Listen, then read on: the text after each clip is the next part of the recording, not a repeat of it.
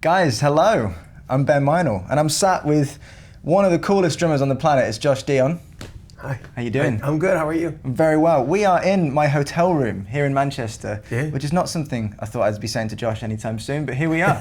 And we're at UK Drum Show 2018, and Josh is playing today, and he's very kindly sat down with me this morning to have a chat about music and drums, and I want to get inside this incredible musical head and extract some pearls of drumming wisdom. So we're just going to have a chat about music, drums, yourself, things that you like and enjoy, and we have coffee, which... Oh, thank the Lord. Cheers. Cheers, brother. Thank you. Cool, man.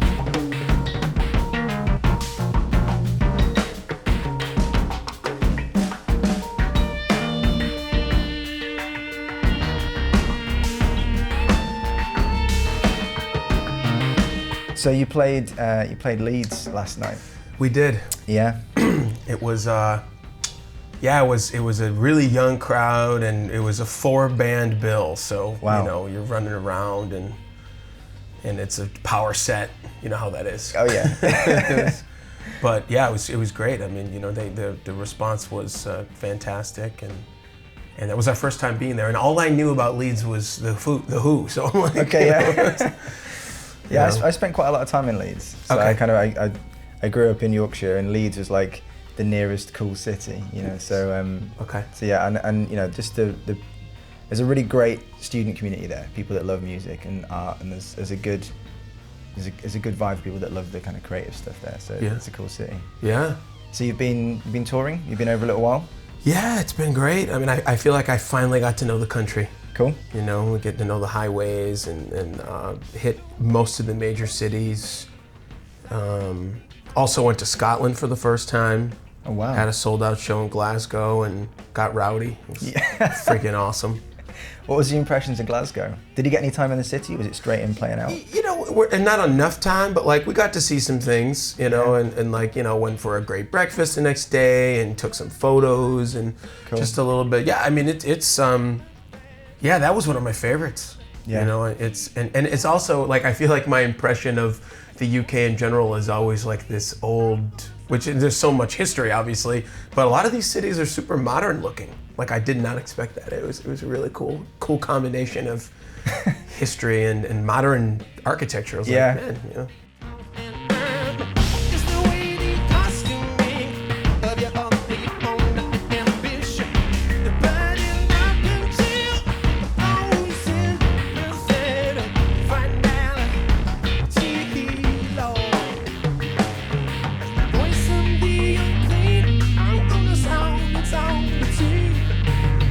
UK Drum Show today. Yeah. Dude, Yeah.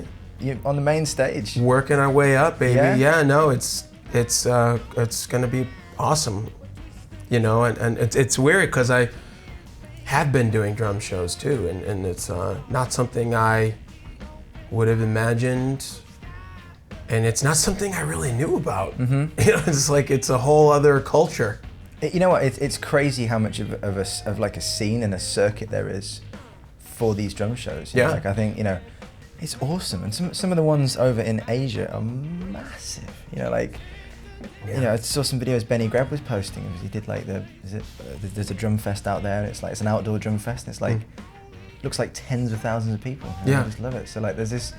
I think it's awesome to see this global interest in drums is still strong. I think it's such a, I don't know, it's such a visceral, primal instrument. I think that it speaks to a lot of people. Oh, totally. Yeah, yeah. It's always kind of like the cool community. I feel like drummers have a pact. Yeah. You know, it's a thing. I know what you mean. And- I mean, we just met like half an hour ago, and straight away we were just like chatting away, because I guess, I don't know, I always find that with drummers, I guess we're at the back of the show, you know. It's a good You're family. not. No, it really is though. You know, I feel like it's always been like that, and this is reflective of that, you know. Yeah. It must be quite cool as well today that playing with somebody else on stage. I always think, like, you know, if you're doing a drum show and it's just you, it has a different vibe, and I suppose when because you're playing with as Paris Monsters. Yeah, this is the first time we're actually going to do that, which is really nice. Yeah, because I guess it feels more like a gig than a solo performance. Does it? Totally. Like, you know. Yeah, I mean, it was weird because like when I got I think the first drum festival I did was Tam Tam Fest in Seville, and it was like I had never done it, so Yeah. I just had the keyboard, and I'm like, I'm just gonna, and I ended up playing some Paris Monster songs because, well, I didn't really know anything else to do. Yeah. And I think that people got the impression of like, oh, he's like a one-man show. Okay. But like that was just me kind of being like, well, I'm gonna play some music. Yeah. So I did some improvs and I did some old soul songs and stuff, but then I did some Paris Monster songs, and it always felt kind of naked to me to not have Jeff there. Yeah. Because our sound is relatively large for two people. Yeah. And but on the other hand, I learned how to play by myself and kind of make, which is a whole other exploration that I'm into, which is just, I mean, there's kind of nothing more exciting to me than getting up on a stage without thinking about what I'm gonna do. Wow. You know what I mean? For just to like, and there's some like musicians, especially in New York, that I really look up to who can just do that. Just like improv in its purest and form. have a common thread of music, just wow, melodies, and that's something that I'm shooting towards, and just in terms of, and not that you don't have ideas already or things that you might. Sometimes I'll go up and I'll be like, I know that these songs are in my head and I'd love to do them. Yeah. So maybe I'll do that, but first it's gonna be like whatever happens. Yeah, that's you know what really I mean? cool. And like get a tone going and turn the release up all the way so I've got a tone that's just kind of going, and then play some drums and maybe put an arpeggiator on and then sing something, and it's just, it's kind of limitless.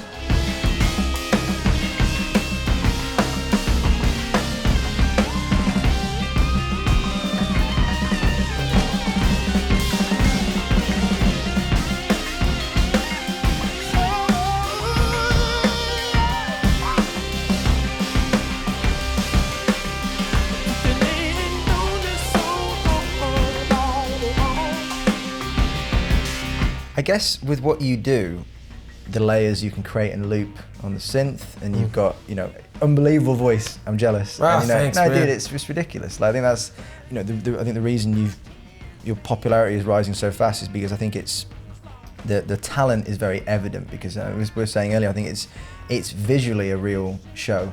I know drummers that sing have been around for for ages, and I mean, and I know you said in your Drumeo lesson that it was like, this isn't a new thing per se. This should just be music. This is just what it is. But I mean, I still think to the average person looking on, to see someone playing drums and then playing keys and then singing, and for it to be this cohesive sound that is legitimately on its own awesome music is such a feat, man. I think it's amazing. So like. Thanks.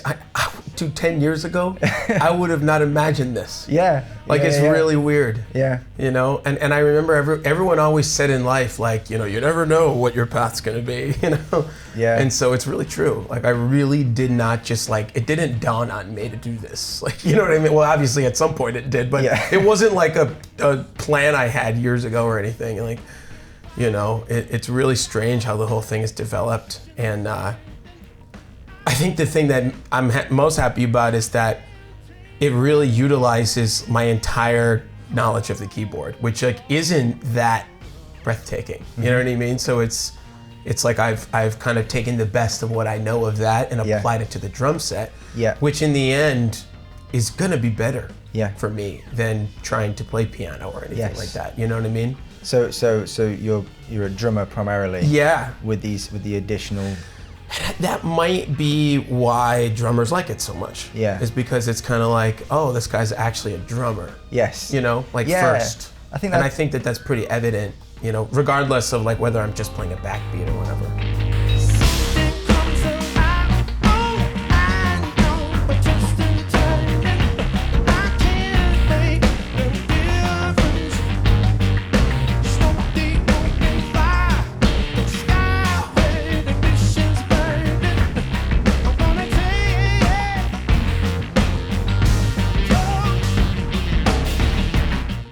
So you're working on a record? What's the plan? You got something new? Yeah, we've got out? a new album called Lamplight. That's we're selling it at shows right now, but it's actually not released yet. Okay, cool. And we're putting out singles here and there.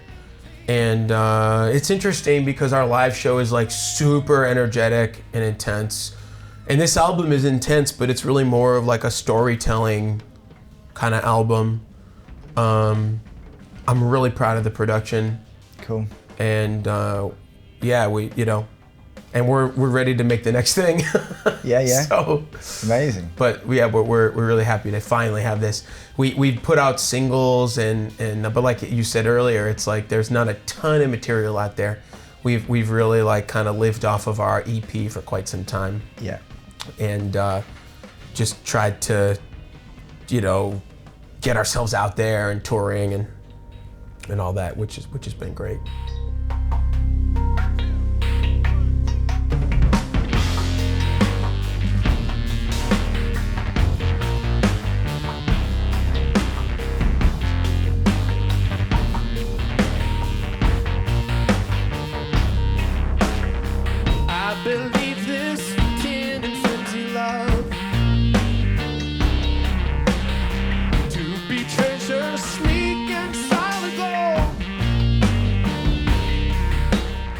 Can you give me a bit, like just a bit of your story about how you started? I mean, drums first. Your dad and uncle, big influences. Yeah. Yeah.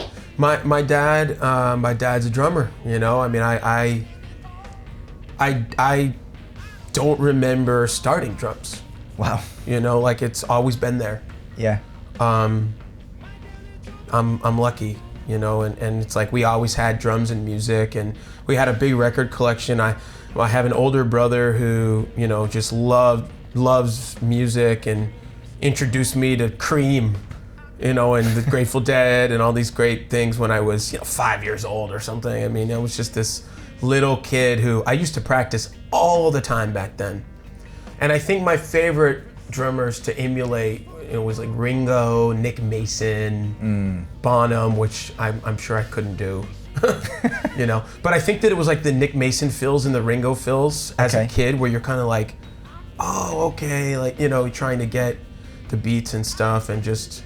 So was it the orchestration? 'Cause I mean, for me, like for what those drummers represent to me is it's the writing of the parts. It's the simple but effective orchestration of what they're doing. I think it was the simplicity that spoke to me. And the fact that, and especially those Beatles songs are so easy to sing.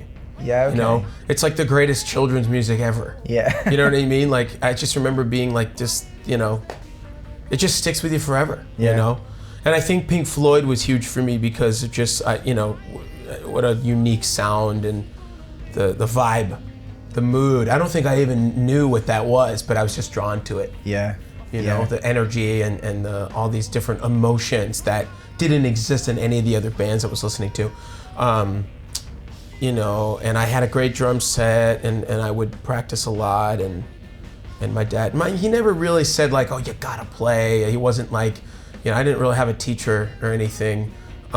We used to go over rudiments, and I think one really cool tidbit of info was that when I was in middle school, my bus driver was actually the guy that taught my dad and my uncle to play.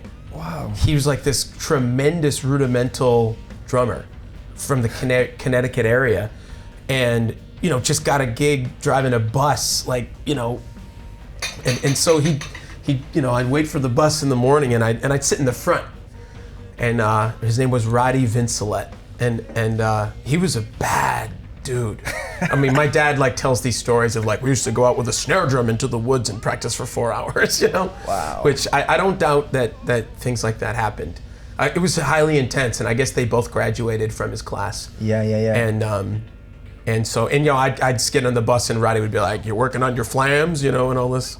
So it was kind of cool. Like I felt, I just felt loved, and it was always a very natural progression. Like I feel like I kind of veered off the rudimental thing and was always more interested in jazz.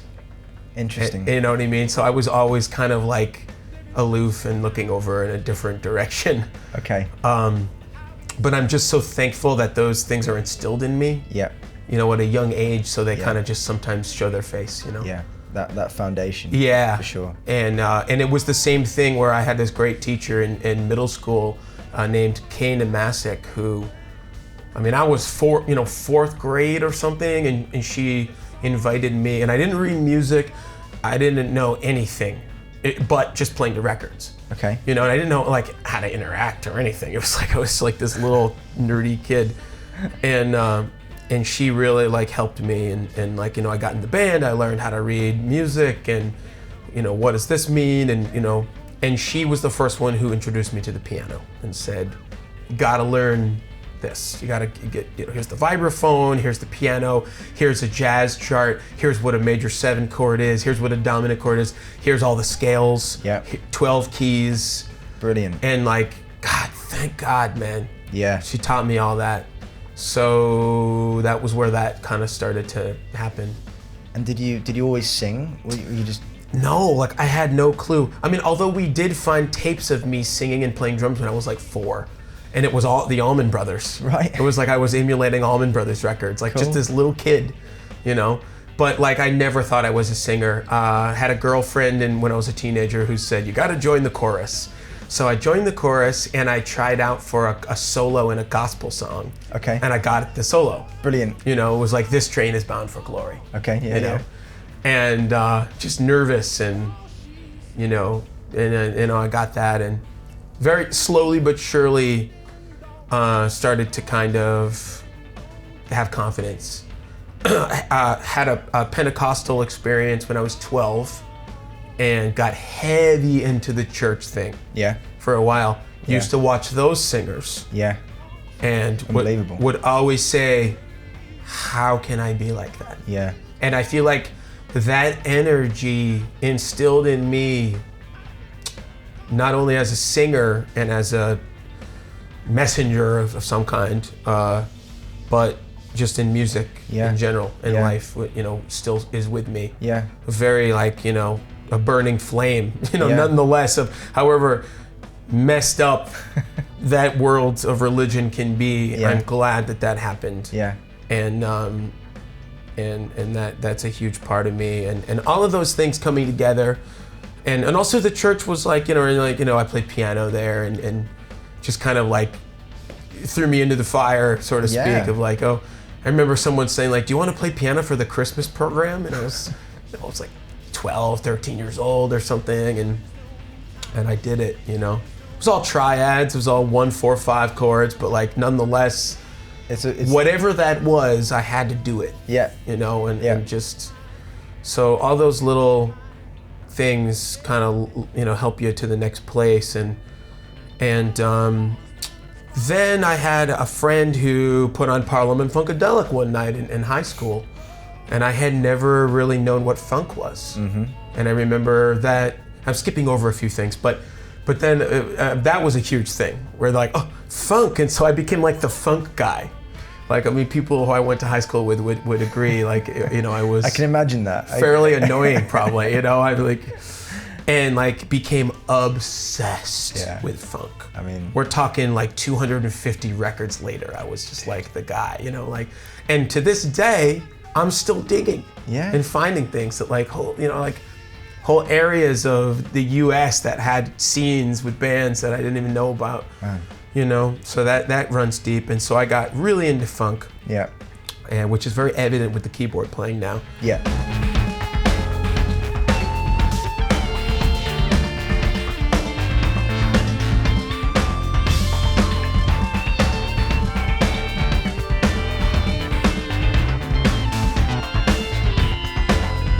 So then there was the jazz people who were in my small town, and I went to my high school was in the University of Connecticut, which is Storrs. It's this little town, farmland. And thank God the college is there. And they had one club called Husky Blues, because it's the Yukon Huskies. And they had a jazz jam on Tuesday nights. And these were bebop guys, 18-inch bass drum. Okay. And I remember being like, what the hell is that? Yeah. You know what I mean? Like, because I just was like, all I knew was big band, or I guess anything before Charlie Parker. Okay. You know, and I just hadn't been hipped to it. I was like, also on the East Coast, we're always late. Okay. With everything, because I remember even like a friend from San Francisco moved out, and it was like, you know, I hadn't had sushi, I hadn't had falafel, You know, and I didn't know Coltrane. It's like, so please help me. Sushi, falafel, bebop. Help me. You know. Cultural injection. Yeah. And I went to the jazz jam, and I remember like starting to get into Philly Joe. And I started to realize that some of the stuff he was doing was like just the kind of the next level of all the big band drummers I'd been checking out, you know, in terms of the way he played music and the way that music was, and Max Roach, or, you know, Kenny Clark, and all those fantastic records. So that became my other obsession. And I remember one of the first nights I sat in at the jazz jam, and I had been really playing Everybody Digs Bill Evans, which is such a great Philly Joe album. I don't think he plays a tom on the whole album. I think it's just snare, you know. And I started playing some Philly Joe licks, and all of a sudden I was in. Okay. Like, oh, you've been checking that out. All right. You know what I mean? So then I started to get gigs. And so I went out and I remember I bought an old K. Yeah. And I bought like a 18-inch, 12, 14, started tuning my drums all high, and really wanted to be that, and just dove into that, and just full force. And they said, oh, like there's this great school down in New Jersey called William Patterson. And you got to move to New York, you know? So then I said, I'm going to be a jazz drummer, and I'm going to move to New York. And so I did. And I started to get gigs, but it wasn't that easy. It was, you know, there were so many great jazz drummers, and I feel like no matter what I did, I always had kind of a more traditional sound. Like even to this day, I still play stuff, and I'm like kind of cringing at just how old school it is. Okay. So I've embraced some of that. Yeah. And then I finally worked my way into hearing what some of the modern players are doing, and like trying to find my way of doing that. Yeah. You know, but I feel like as a jazz drummer, like I wasn't innovative, you know, like, but the feel was there. Yeah, okay. And I really do believe in that. And the musicality was there, and the form was there, you know, and the listening. But I discovered I could sing, and I really discovered I could sing. And I realized that like, this is me. Cool. You know what I mean? Like regardless, you start to find out what you're really good at, you know, and I was like, okay, like this is what I should do. And it became a burning desire to write songs, you know, like lyrics about things. Tell a story, tell my story, tell someone else's story, you know, so, and that became the next thing.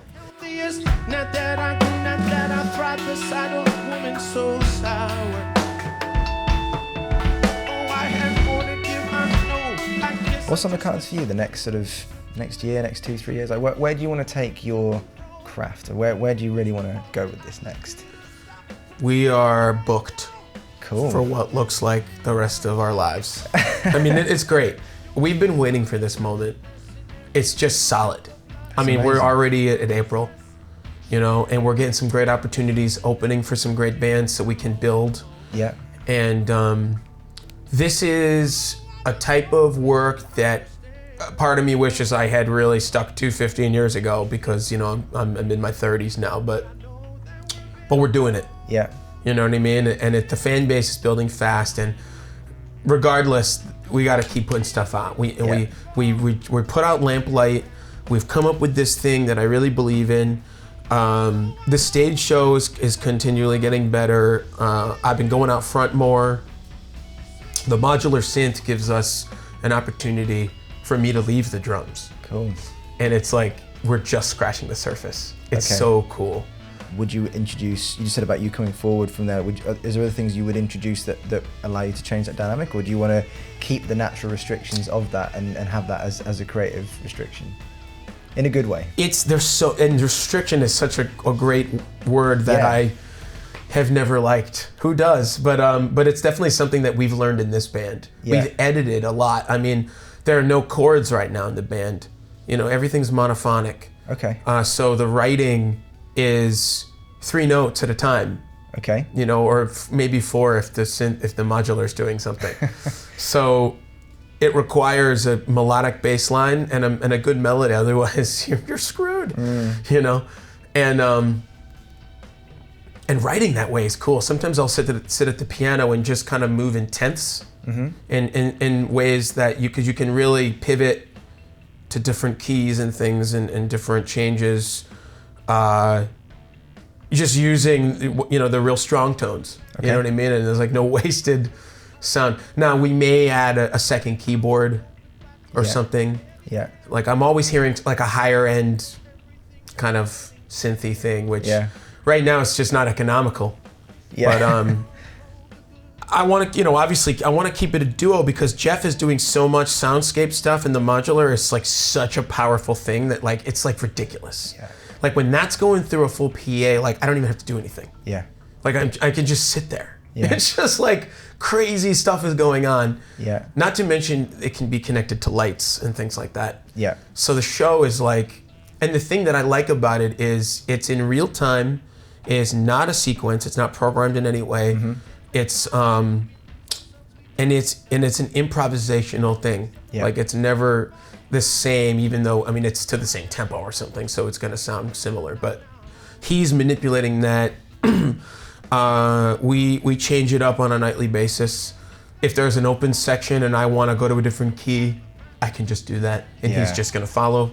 Yeah. You know, if I want to go to halftime, it doesn't matter. It's just us. You know what I mean? Okay. It's like I just love. So there is no restriction. Yeah. But the concept of the band is restriction. Yeah. Of like, you know, I remember when we first started, I had a Nord and I wanted, you know, blah blah blah. I'm gonna do all this, and Jeff is such a great partner, and he was just like, dude, let's take it down a notch. Because like restriction is good, isn't it? It you know, is. like, Well, it helps you edit yourself, and it's the same thing with drumming. Like, what do I want my sound to be? Mm-hmm. You know what I mean? Like, you know, and I know I've seen great drummers who like they'll post like a throwback Thursday of when they were playing a ton of stuff, and then now they're just a pocket drummer, and their sound is so unique. Yeah. Whereas before it was like they were trying to do all this stuff. Yeah. And it's like, well, maybe that's what your path is. Yeah. Maybe you found your sound in a groove. Yeah. You know? Shut it right down. I'm dancing now. You should have told her I confess. You're getting hard and such a mess. And every little drop of blood and ups another pound of stress. She never mentioned I was something that was weighing her down. Give us some music recommendations of what you're vibing at the moment. Oh my God, what the hell's on my phone right now? Do it. I mean, I really just, I go through, this is embarrassing. I mean, well, okay, so musically, I mean, here have I got Stephanie Mills and Teddy Pendergrass. I just don't change. Johnny Bristol, the new Paul Simon record, killing. Okay. Little Feat, because I got to play with some of those guys recently. Cool. So I was downloading some of the Lee Von Helm, Earth, Wind & Fire. This is all really old stuff for me. But I kind of just go around. There was this one Mr. album that I can't stop listening to, which is so weird, but I love it. Power Station, 80s stuff. Some Jimi Hendrix, Bo Diddley, mostly new stuff. I got really into the Dayton funk scene. Okay. Dayton, Ohio, had all these funk bands coming out of it that I had no idea about. Wow. These are just things I Shazam. A lot of world music, like if like we're in Italy or something and some like singer comes on from like the 30s, Tino Rossi or something, I'll just be like, I love this, you know, so I'll Shazam it, and that's usually what my playlist is, like a wide variety. In terms of drummers, I would say I'm most inspired by the New York music scene right now. Cool. Like I have never been more into it. That's and I awesome. feel like I really arrived, you know. Zach Danziger, who I don't think lives there anymore now, or he's still got a spot there. But Zach is New York, you know, and Mark Juliana and Dan Weiss and Nate Wood and, you know, the 55 Bar, and just kind of listening to the styles of those guys and some that I'm forgetting who I would all put in that category of super inspiring, forward thinking, Justin Tyson, like guys who like just play in a style that makes me think, where can I fit into this? Cool. How can I hear what they're doing and like find my way of doing it? And it's also like the angular playing of a lot of the modern music, R&B and things like that. Yeah.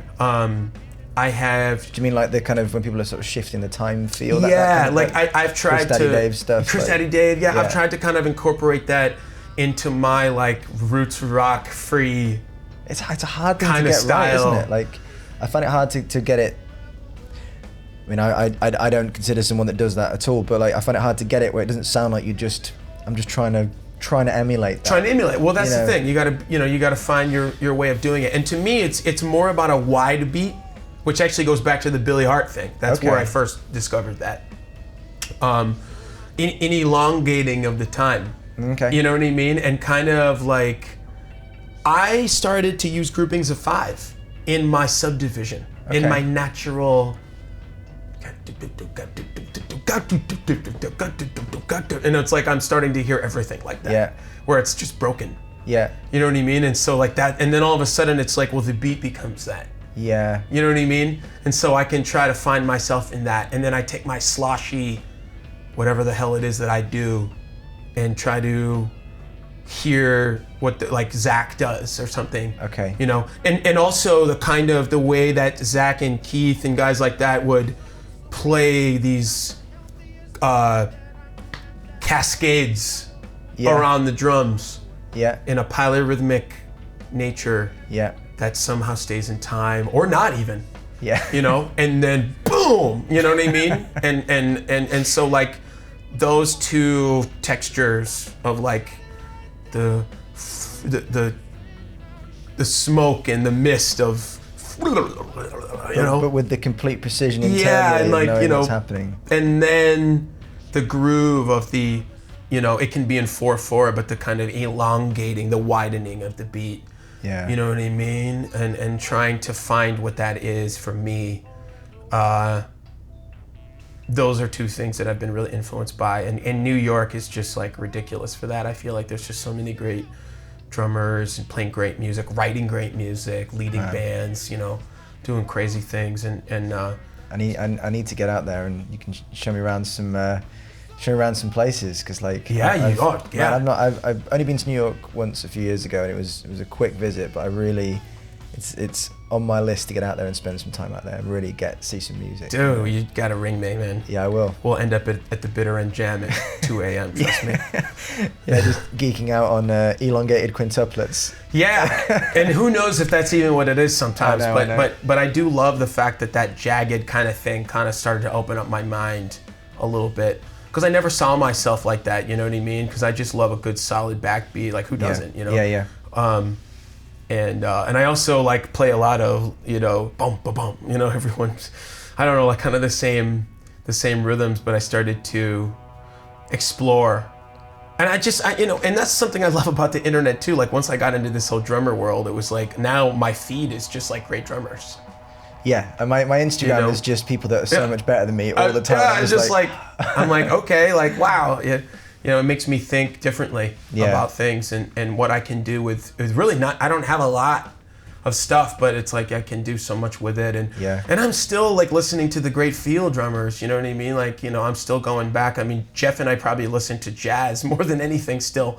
Cool. You know, because I'm still obsessed with identifying players on recordings, and like, you know, hearing the form and like checking out, you know, Billy Higgins or Philly Joe. I'm still listening to that stuff and hearing things that I did not hear 15 years ago, trust me. That's amazing. You know, so it's like kind of the old school thing is still a huge part of my life. I will forever be that thing, I think. Yeah. You know, so it's there's so much depth. You know, and I didn't even mention so many of the bands that are out there right now, you know, but there's just the indie alternative kind of scene, which then I'm like, you know, what's the song and like how's the production, and it's crazy. There's a lot going on. It's never ending. Yeah. Like, you just go so deep on it all day. Yeah. Yeah, I'm happy about all of it. I think it's really good, and at least today I'm really happy that we have all this. Yeah. Yeah, well, it's pros and cons, but you know, I think I agree with you. I think it's easy to look at the internet for its cons, but we're having this conversation because of the internet, you know, because of and its own weird way. And I think it's, you know, if you take it for the beautiful things it can offer, then it's a positive. And life has always been about what you do with it. So you just have to, and we always have to reel ourselves in some way. So it's like, it's no different today, Yeah. you know? And so I'm glad for that, you know? Yeah. And I just, I think that it all comes down to like, especially like now that the band is getting to the place where, you know, we're rolling up to a gig and, you know, there's like a sold out audience or something, and like, you know, or like a festival is taking care of us, and then I'm really pinching myself. Yeah, that's just And I'm so saying, cool. oh, okay, like we can do this. Yeah. You know, and then it becomes, the thing I do like about the internet is it's like the world has always been vast, but you may not have known it, and now you really know it. Yeah. And now it's like, well, if I'm just but a speck, it's time to figure out what we want to say. Yeah. You know what I mean? And it's like, and then get back to that editing and be like, this is what we are. Yeah. You know, and this is what I want to do with my life, and this is how I want to represent it, and this is my message, and then it's like, and then you just do it. Like it's all, just make it. Yeah. You know, make the art, and Yeah. that's what it is. You know, and stop trying to be everybody else, but absorb them. Mm-hmm. You know, Yeah. absorb them if you can. You know, so That's awesome. try our best. Try our best.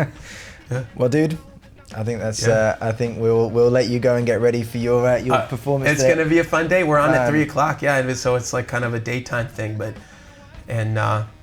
It's gonna be great. Like Yeah, I just watching the guys on stage yesterday, I was like, this is so cool that there's just all these people here on like a Saturday morning to watch this. You know, to watch people play drums, and Yeah. you know, it's a good energy there. I think you're gonna have a lot of fun. So, dude, it's been an absolute pleasure talking to you today. Thank you so much. Have a great day. All right.